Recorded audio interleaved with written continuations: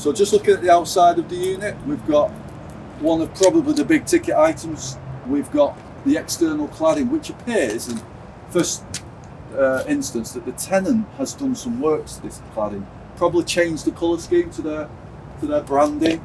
Now what that's done now is created a redecoration clause or a disrepair item for the tenant, and obviously that's going to be quite a substantial cost for them for a galvanised system that probably didn't need redecorating at the outset. It's a big old unit, isn't it? So the cost of redecorating the cladding on all four sides of the building, especially obviously at the rear, we're going to have the side that's not really seen visually. Yeah. You know, as the trees, probably people don't really care on the appearance as long as it's in good order in terms of works rather than aesthetically.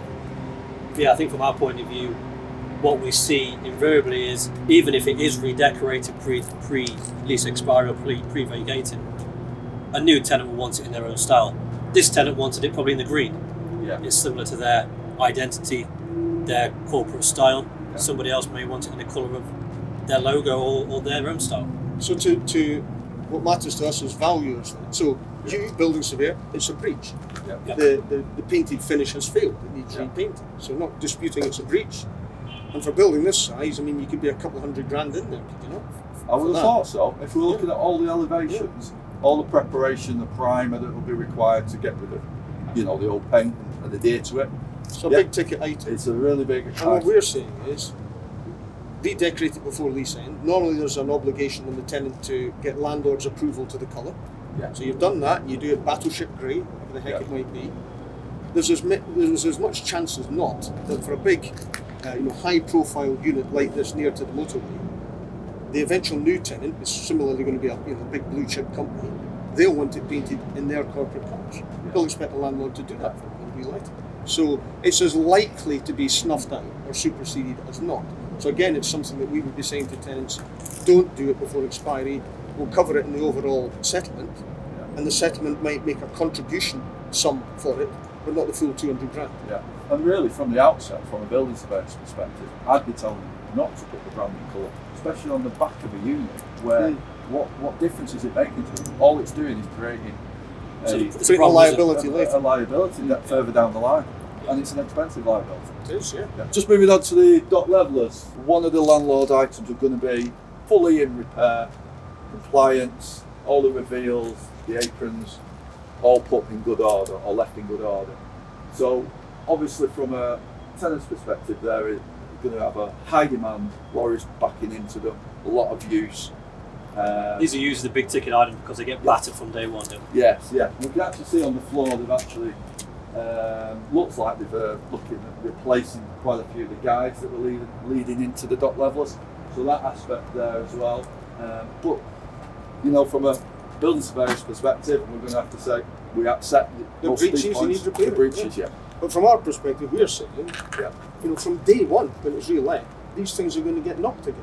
Yeah. It's an intensively used working building. Yeah. So it's about degree, not immaculate, but not battered to hell, in reasonably good order. The thing with dock levelers though is their speed and efficiency has come on so much in recent years that if dock levelers are, say, 10 years old, full service history, well maintained, they're perfectly fine. Yeah. So they're fine from a tenant's compliance perspective and handing it back. Yeah. But the landlord's probably going to replace them with brand new anyway, because the new tenant wants a warranty. They want the guarantee of 24/7, 365 reliability. Yeah. So if there are repairs to dock levelers that are older, we would say don't do those repairs because it's going to be snuffed out or superseded by the hypothetical purchaser or landlord replacing them anyway. Yeah. Would you say, Neil? I would say so as well. And also on here we have the lining of the lines on the yard. Yeah. Invariably, again, the landlord will want those lines putting back on, but from a lettability point of view, does it really impact value? You mean parking spaces? Well, and the yellow lines for the lorries. For the guides, yeah. For the guides. I mean, again, it's not going to affect lettability or value. If they weren't there, nobody would probably bother that they were on the yard. So it's. I mean, this yard looks in good nick. I suppose if we talk about the yard, if that was, sunken gullies and broken up, you'd obviously accept. You'd say there as a building surveyor, there are breaches. They need to be fixed. Gullies unchoked. Repair.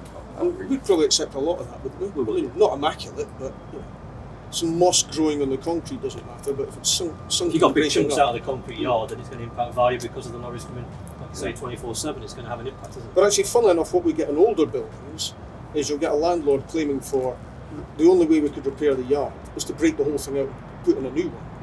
And then the building surveyor, your perspective, you'll be saying to us, well, actually, the thing that was there was 6 inches thick. It wasn't reinforced.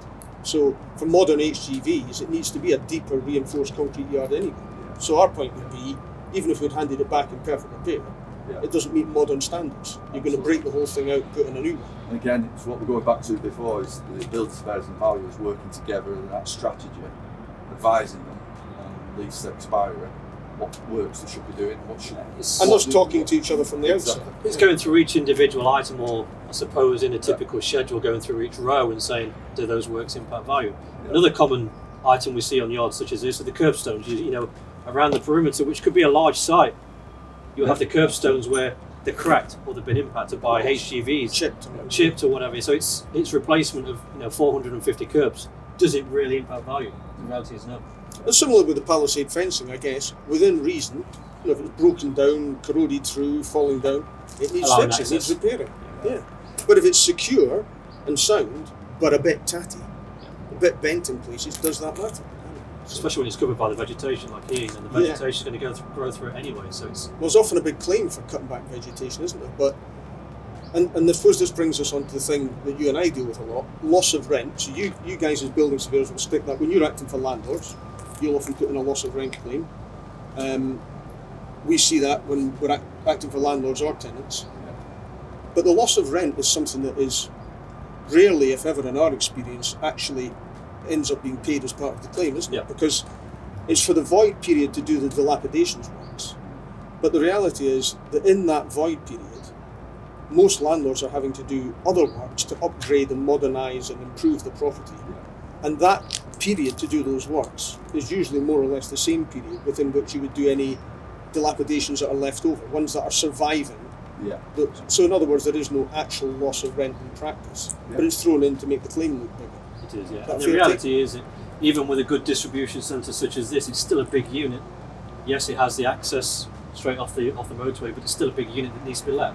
The chances of the landlord having somebody from the minute we leave as former tenants lined up to take it are probably slim. So they're going to have a market-generated void regardless of the condition we let. Your strategy there will be asking for all that specific information, the marketing particulars. Absolutely. Yeah, and if they are claiming loss of rent, then have you got an agreement for lease in place? Have you got somebody lined up? What is the interest you've had? Has the interest been specifically deterred because of the condition? And the reality is no, it's not. It's what the market expects and generates. So the market will have generated a void of X months anyway, regardless. This could be left in fully compliant condition. The likelihood of being re-let at the day we leave are slim, so there's going to be a void period of some sort. But that's a good way of looking at it, Neil. We would often say, to understand what diminution in value means relative to what you guys are doing as building surveyors, if you imagine the property was vacated in perfect compliance, would it be lettable at its maximum or full open market rent? And chances are it would not, because it's out of date. It needs modernising, upgrading in some way, improving the EPC, replacing dock levelers with brand new, branding in a new colour, new offices, whatever. It needs works that go beyond dilapidations to maximise its value. And in doing that, you're creating a longer void. But you're also wiping out a whole load of the dilapidations that you're claiming for. So that's why we work as a team, as you say.